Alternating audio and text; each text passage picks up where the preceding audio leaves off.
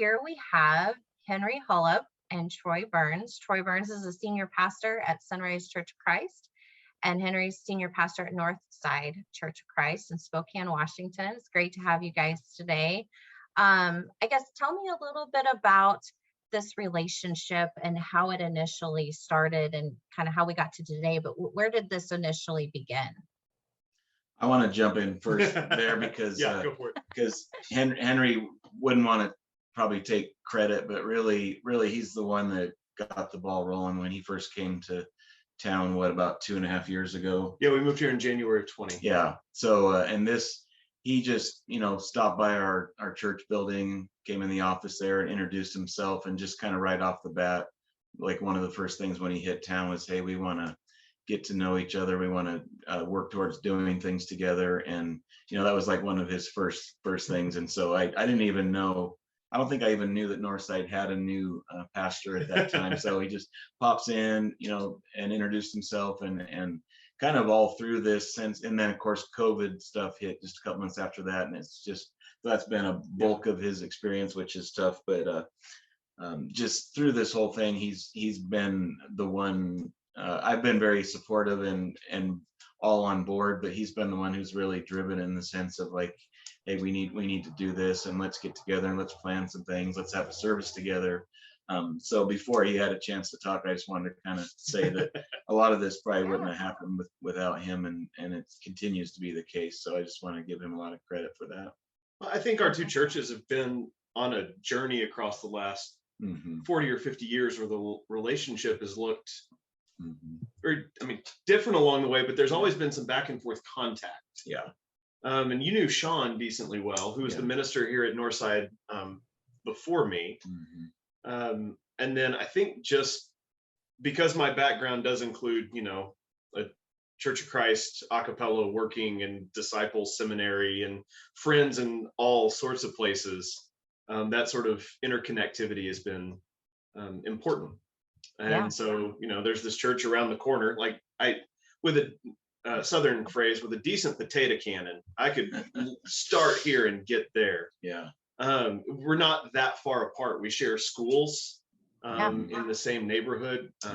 Some of your members work at the school that we have a number of our members volunteering at.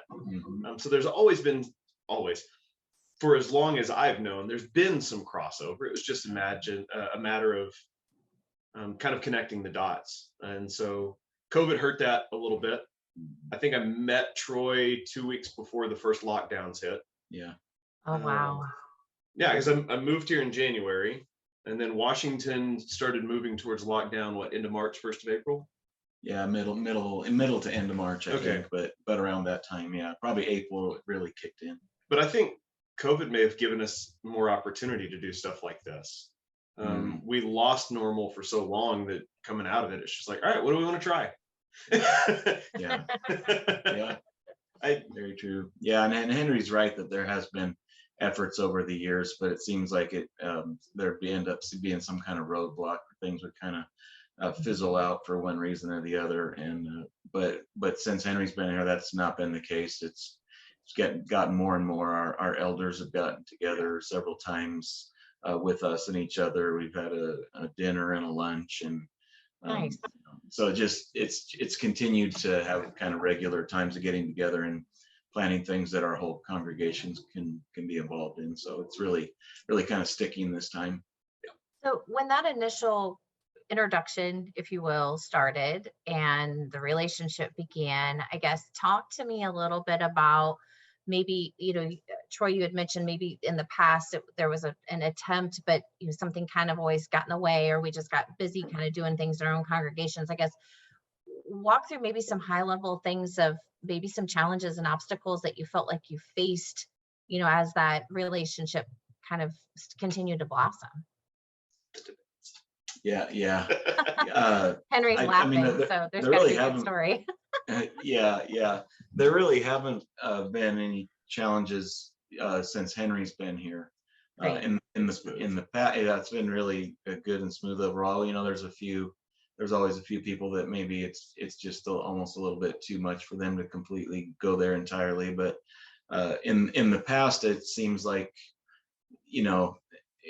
from the a cappella side, it's a little more difficult to maybe come to a service where there's, there's a guitar, piano, drums, and that kind of things. And so that in the past, and maybe with some people who were leaders at Northside in the past, it was not to sound like a blame thing, but it was a really a hurdle that some of them couldn't quite get over. And so they wanted to do things with us, but it didn't continue, and it didn't sort of keep reaching new levels. Sure. Just because of those obstacles. Like, well, I just can't, it was almost kind of a salvation issue for some, as far, and then at some point that's going to hinder true fellowship and unity.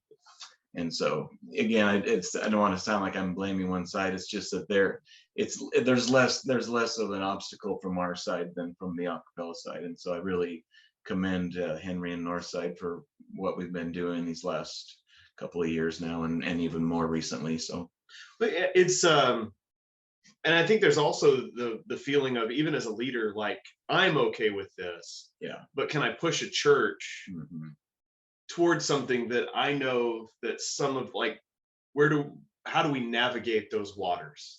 And again, I think we're benefiting from a post-COVID setting where, okay, maybe we've had a chisel taken to what we thought was important a little bit, and we found that some of those things that were most important to us at different points maybe weren't all that meaningful, or important in light of a much bigger picture. And so it's been easier. Leadership changes, time, those all help across 40 or 50 years. I mean, if you just look at how churches, thought and operated in the 50s, 60s versus how we do so now, for the most part, and in most churches, that's changed. And so time is a huge help. So did it take, I guess, Henry, from your side of the perspective, did it take a lot of convincing to hop through those hurdles, or a lot of long conversations with single people throughout the congregation, like, this is okay, we're still on the right mission, like, we're still doing great things, we just have more hands in it now that we can accomplish what we want to accomplish? I think those conversations are probably always in front of us, but not particularly. Now we're an interesting congregation in that probably a third to a half of Northside Church of Christ's members did not grow up in an a cappella Church of Christ tradition. We have a unique blending of all sorts of backgrounds, which makes for some interesting conversations sometimes. And also there are things where people are like, okay, but why is this a line again? Where, in other places, things that were just a given for the vast majority of members aren't necessarily a given. Or they don't have the face of their great grandmother embedding those theologies in them. And even if you disagree, it's hard to go against that background and that I don't even know how to describe it. It's kind of an inlaying of belief that even once you disagree or move off it, it's hard to change, just because it's so much a part of your background and who you are. We don't necessarily have a lot of that. We certainly have some, but even then, our church has been through enough over the last handful of years of those conversations where I don't want to say we've gotten really good at having hard conversations. I don't know that you ever get really good at having hard conversations. But we're not too bad at it. And I think as we continue to do stuff together, and as what those events looks like morphs and changes based on our two churches, maybe more will pop up, or maybe we'll discover that we didn't actually have to have them, and everybody was kind of ready for something. Talk to me about some of the examples of some of the events that you guys felt like have gone well, and would love to hear more about that. Sure. I mean, the first big obvious one that comes to mind is just the joint worship service that we had together in think it was the week before Easter or the week after. Sunday after so Easter. Towards the end of April, yeah. So we'd been kind of planning. Our teams had met together. Henry and I had met a few times and had ongoing discussion, and just made a whole plan of what that could look like. And we decided that for that first time we did it, that for the sake of conservative a cappella people, that we would have it in our building, but we would have the music be still a cappella. Yeah. And so we did that. Henry and I both took a turn preaching, and we kind of mixed up. One of their guys did a kind of welcome announcement kind of thing. One of our people did the Lord's Supper meditation. So we really shared those things. And we had a joint praise team. It was made up of our members team. And a couple of your guys. Yep. So we did and they had more people there than we did, even though it was at our building.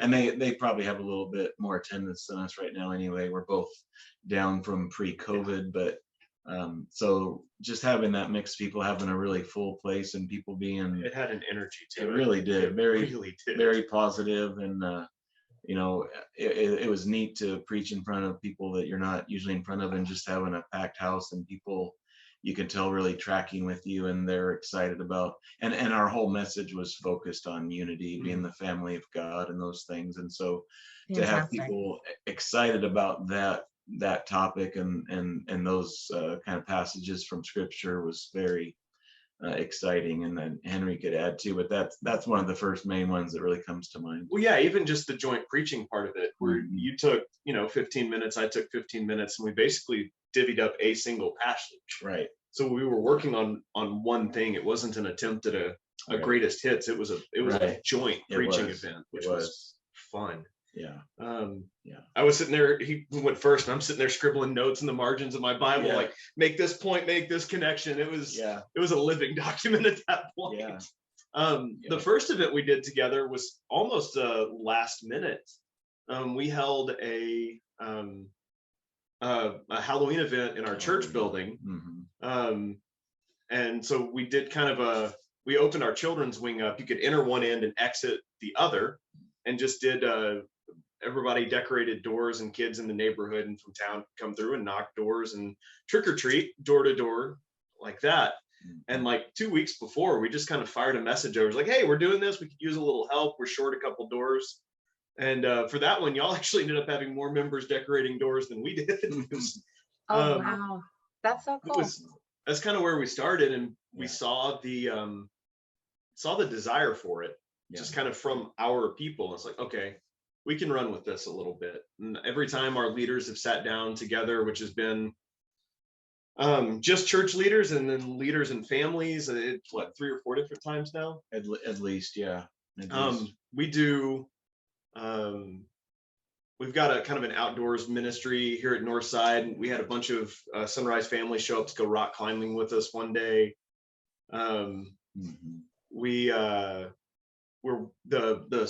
park event the other night was awesome. Yeah. We did a kind of cookout and worship service in a neighborhood park last Wednesday in June. He wisely took vacation. Yeah.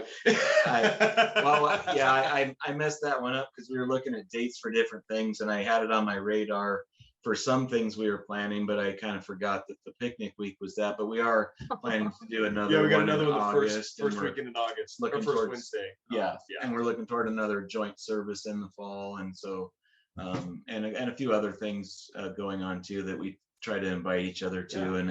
And now it's like, because of these things happening, if we extend an invitation to the other congregation, like we're pretty confident a few other people will come, which may not have happened before all this, which in itself I think is really cool. It's like, hey, Northside's doing, we're gonna get over to that. If Henry says that's gonna be good, we're gonna get to it, and that kind of thing. So we're able to do some shared resources stuff. And even like, again, I circle back to the park gathering. Having 60, 70 people show up on a Wednesday night in a city park. Their worship leader brought his acoustic guitar over, and I don't know, I kind of step back and watch. I'm a bit of an observer, and part of that is just I'm a people watcher. I find people fascinating. The other part is, what conversations am I going to have as a follow-up for this? Right. But there was no need, and kind Wow. of let Chad just kind of run with it and watched how it went, and it was just nice.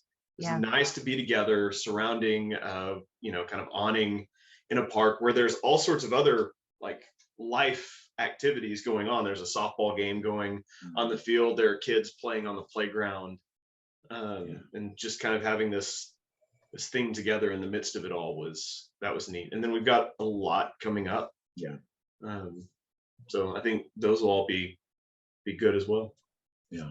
That's fantastic. Yeah, that's great to hear the things that are coming up too. Yeah, that was going to be one of my next questions is I mean, it's obvious that this relationship is going to continue because it sounds like it's been overwhelmingly supported and most people are bought into it. I guess my own curiosity, because I don't come from a ministry background, was there ever a concern that there might be competitiveness between the congregations? That was there a concern that maybe some congregation members might find one church more attractive than the other, or is it very traditional in value? Do you feel like you ever had any issues such as that? Not me, but I also, personality wise, and just I'm not a competitive person, maybe to my own detriment in a few ways.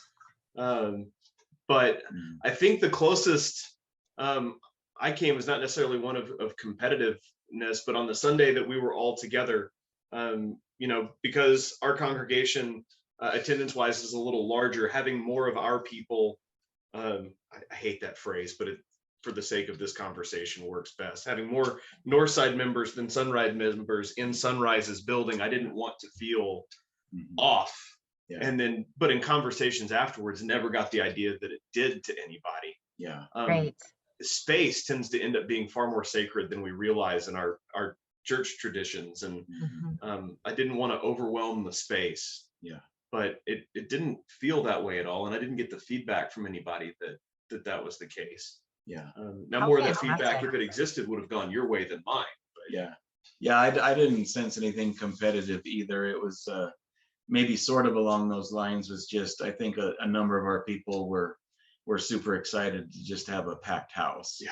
And it's so in that sense of like then you go to the next week and it's only half full or whatever. And it's like, so that sort of let down, like, it's not exactly competitive, but it's like, man, I wish we had this every week. So that if that makes sense, there was some of that, but it was, there's a level of energy that comes with that. It was a good thing. Everyone we ran into was so big smiles, very positive. Just like Henry said, you could feel the energy. Yeah. Well, even when we got together a couple weeks ago in the park, like part of it is because that's what we had to talk about together. Yeah. But people kept coming up and talking about that joint service and when are we going to do something like that again? Or I can't wait for if they were, already aware of what was on the horizon. Yeah. They're looking for it. Yeah. Which makes things easier on us, not having to worry about navigating some of those. Yeah. You could see some of that too with shortly after the service, Henry posted something on Facebook and a lot of people made comments on there and that too. You were saying you kind of had been on his page maybe a little, and that you could sense a lot of that there. That's a good flavor for how a lot of people are reacting to that, just excited. And Henry, I think, said something to the effect of, I can't imagine us not doing this again, in so many words. And people were very like, yeah, exactly. And so well, what was fascinating about that post is the number of people from my Facebook circle commenting who are either from churches from my past that I've worked at before or connected with friends in other places who think it's a great thing, but don't necessarily either have the know-how or the traction to try to do something like that locally. I think there's more desire for it than people realize, but I mean, it's hard to get off the couch. The couch is pretty comfortable. Your known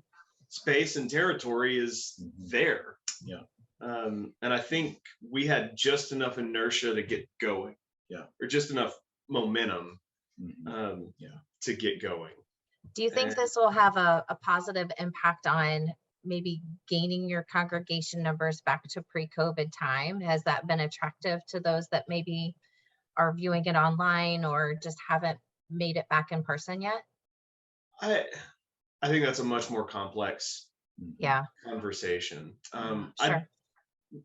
We have not, like, just on the simplistic, there's been nobody that was not there before that showed up after Right. and it said that's the reason. Same for us. Got it. Got it. We've been on our own roller coaster cycles, and as numbers spike, we have to dial back again.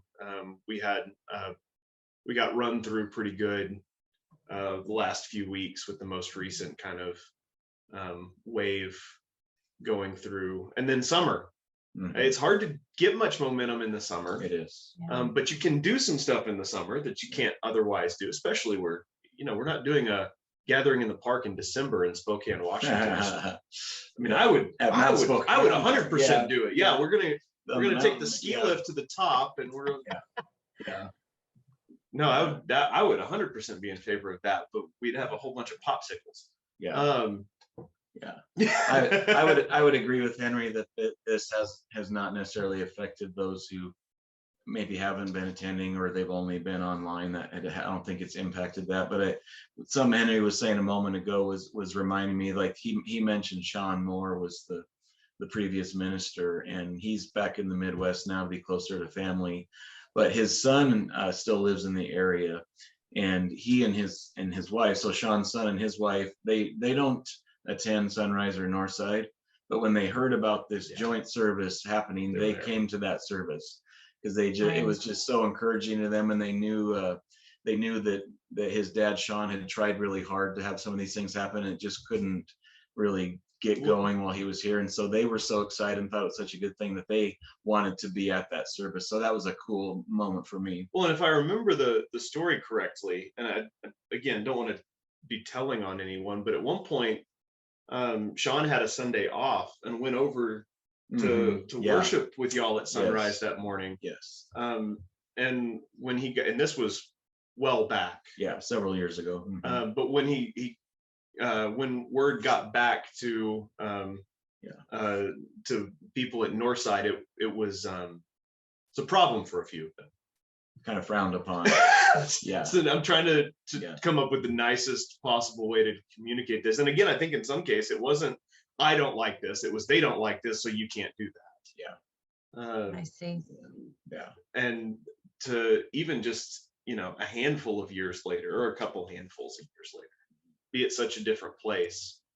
I think some of that has to do with just over time church changes. Some has to do with church leadership changes, and some has to do with COVID. Yeah. And it sounds like it all started with that first step that Sean took. Like, I'm going to break this mold, and I'm going to go do this because I want to worship and I want to meet new people. And then it kind of paved the path for this unity that exists now, that is continuing to evolve and grow, and only go up from here in terms of mission work and serving in the way that God wants us to serve. Well, we've got some members here at Northside that remember the debates from back in the 60s, where it was about winning. And I think we get suckered on that. We get suckered on that desire to be right, and we fail to ask better questions. Like, do you want to be right, or do you want to be holy? Like, those are two very different choices depending on how you approach people who are I would say different, but goodness, we're like 99.85% the same. And that 0.15% is 6 strings and a piece of balsa wood, and I just don't. It's true. It's true.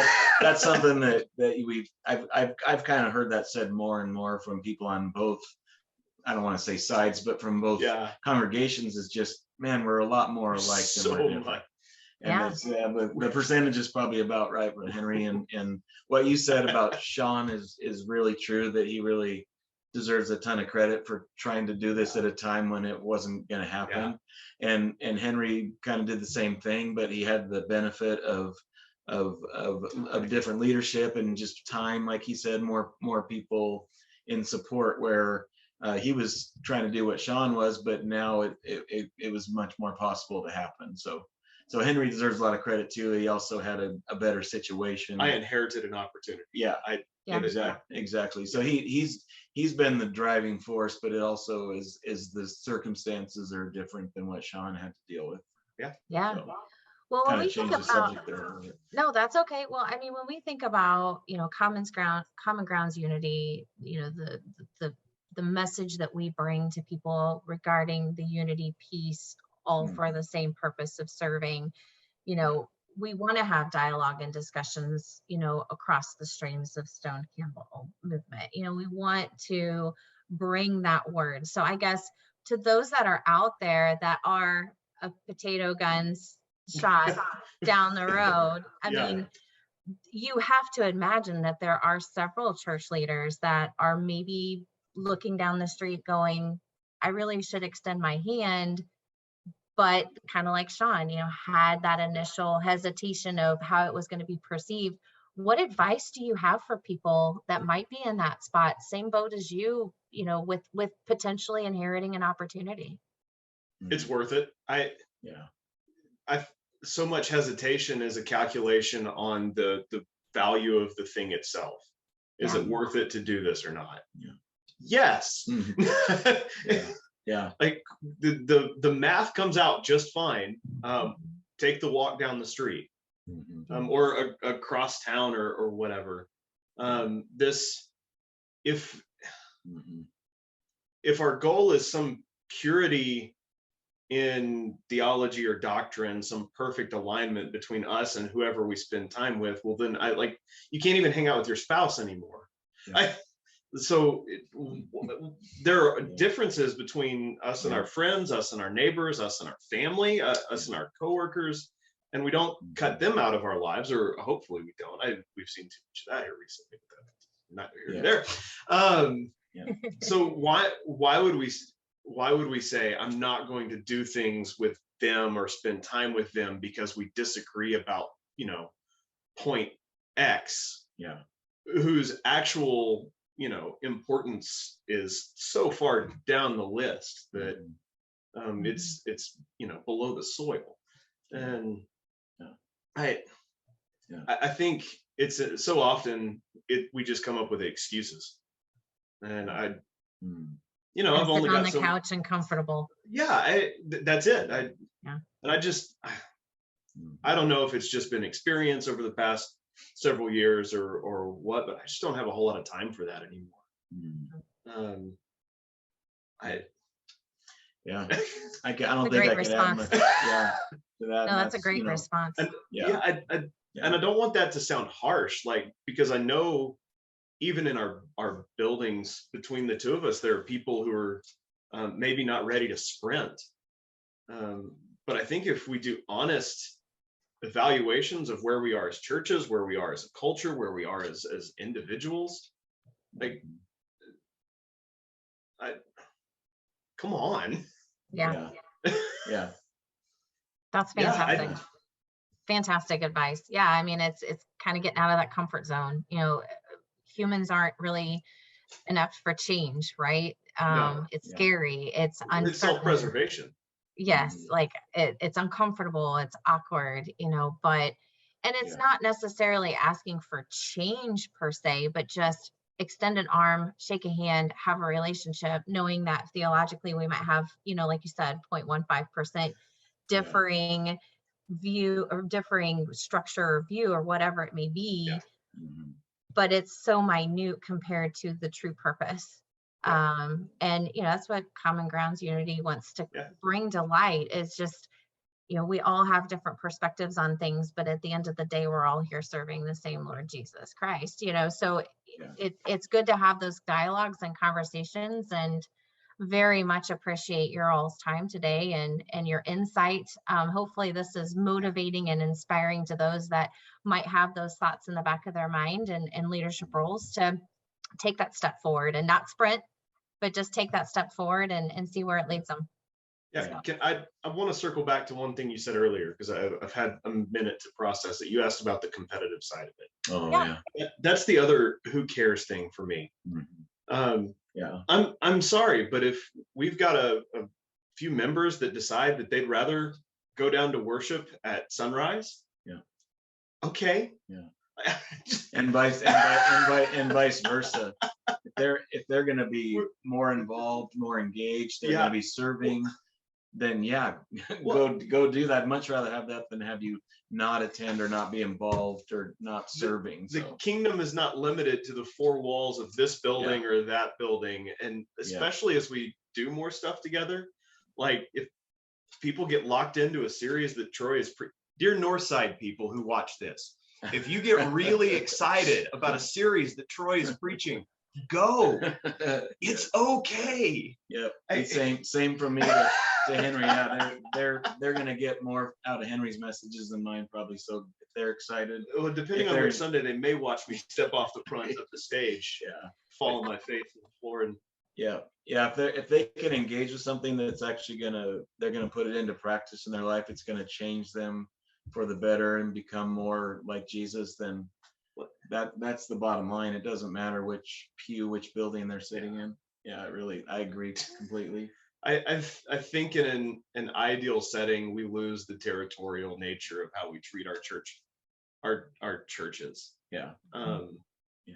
And that feels weird to say as a minister whose job is often evaluated on how many rear ends are sitting in the chairs on Sunday morning. But I just don't. Mm-hmm. I don't care. It's hard to make that a priority, right? It really, that is so far down on the list of things that I really care about when there's so many things that actually matter. In the world around us. And maybe that's the part of COVID that's changed me. I just don't have the patience for it anymore. Mm-hmm. Yeah. Those are great comments.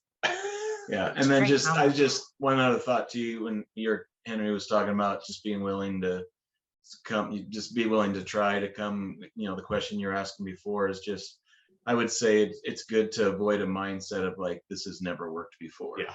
Because there have been efforts in the past that it just fizzled out. It's like, well, okay, well, we tried that, it didn't work. Like I would encourage people not to have that mindset, because we found out this time that's not the case. Now is not then. Yeah, exactly. Yeah. So that's great. 1000%. Yeah. That's great. Well, any final thoughts? Anything that you feel like could be added to this conversation that maybe we haven't touched on already? Our joint service is October 30th, right? Yes, it was going to be close to the trunk or treat. Yeah, we're doing trunk or treat the next week. Yeah. If you want to come hang out with us for a joint service between Sunrise and Northside, see what it looks like in person. Yeah. I know plane tickets are kind of high. Save up a little money. Yeah. It is only a few months away now. It's we're doing again, and we're gonna keep at it. I know there are probably a few Spokane people that are part of Common Grounds Unity. In fact, I saw that from the ICSC church here in town. Yeah. Come hang out with us. I think just being a part of something, even if it's only for one time, can be inspiring and enough of a foot to the rear to get people moving. Yeah. And let that be the opportunity. Yeah. It's a great thought. Yeah. Yeah. There you go. Awesome. That's all good. All good. Well, thank you. And again, I don't even think I introduced myself at the start of the recording. I'm Misty Cate with Common Grounds Unity, and we're seeking in part to be an answer to Jesus' prayer in unity in John 17, and appreciate the support that you all bring to this mission, and good luck with the continued journey towards this wonderful, awesome relationship.